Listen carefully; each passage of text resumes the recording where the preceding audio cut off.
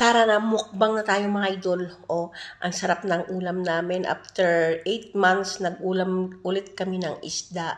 Ang iyong inday ay siguradong mapapa-only rice ako ngayon. Mayroon kaming salata, mayroon kaming dakos, gergir, at saka syempre, kakain na tayo. Titikman na natin. Ayan. Nakalimutan ko pala, picture-picture din kapag may time. Ayan. Picture-picture muna tayo para mayroon tayong i-post. Ganon. 1, 2, 3. Ayan. Siyempre, ito pa. Picture din natin. 1, 2, 3. Smile. Dakos mga idol. Paborito ko to, dakos, masarap, may gulay. Saka itong salata, saka sili na manghang yun. Kaya kain tayo ulit. Magkakamay na ako kasi ang sarap.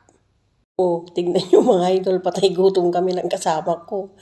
Pag isdang ulam namin kasi bihira lang kami itong kumakain. Kaya pagbigyan nyo na kami, wag nyo na kaming i-bash. Minsan-minsan lang kami kumain nito, kaya ang dami kong kanin ngayon. Ayan, gulay. Ngayon lang namin mapipilang kumain kasi kakaiba ang ulam namin ngayon for today's video. Kaya ito, yung isda na malaki hindi pa namin nabawasan. Yung mga natira yung mga amo namin kasi hindi sila marunong kumain ng isda, 'di ba? Yung kinakain lang nila yung nasa gilid-gilid, yung may laman, yung mga tiyan ba, hindi nila kinakain, pati yung ulo. Ang sarap kaya yung ulo. Tapos yung buntot, takot silang kumain. Kaya yung kinukuha lang, yung talagang may laman lang talaga na mataba. Yun ang kinakain nila. Kaya yung kasama ko, pinaghatian namin na kinuha yung mga hindi nila nakain, kaya yung malaki na isda na ulam namin na binigay ng amo ko na para sa amin, hindi pa nababawasan. Tatawa kami ng kasama ko. Busog na kami, hindi pa nabawasan yung ulam namin.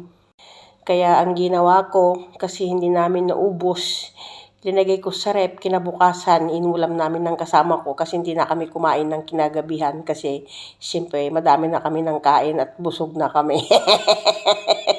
Sinasabi ko lang yung kasama ko nung isang araw, sabi ko, tagal na natin hindi nagulan ng isda, no?